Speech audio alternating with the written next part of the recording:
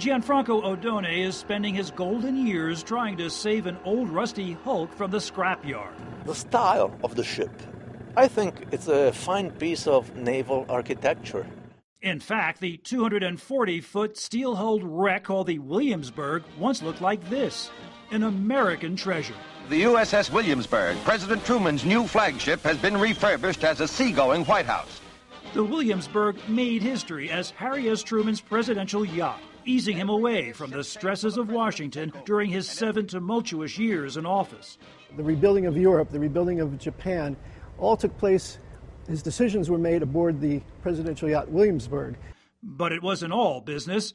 Truman relished the camaraderie on board, the long poker games, bourbon, and straight talk. In the summer of '46, with World War II behind him, Truman took his first vacation as president, a 2-week cruise on the Williamsburg. Initially along the eastern seaboard, but heavy storms made him change course and head south to Bermuda.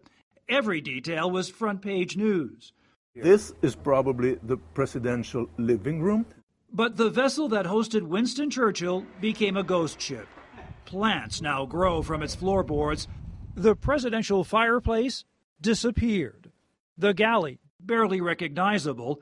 Truman's favorite sun deck, twisted debris. Mr. Eisenhower had lunch. After Truman, the Williamsburg fell on hard times. Eisenhower didn't want it. It was mothballed, changed names, even became a floating restaurant in New Jersey. Shipped to Italy in 1994 for repairs, the shipyard went bankrupt. It's been here ever since. Grace and Giulio DeSalza, who worked on that project, still live near the Williamsburg, but say they're too saddened to even step foot on board. I would have never thought that 20 years later it would still be here. It's disappointing. We'd love to see it one day be able to leave the bay completely restored. Odone, a former ship repairman, believes that the Williamsburg, with so much American history in it, must go home. The engine casing. And he's trying to get the message out. You have a certain number of millionaires, a certain number of billionaires. If they would donate 25 euros each, you raise a lot of money. The current Italian owners want to refit it as a vintage charter yacht for about $70 million, but can't find any American buyers. We want the ship to be back in the United States because we think that that's the place where it belongs. But, you know, we have to convince the United States to buy it back.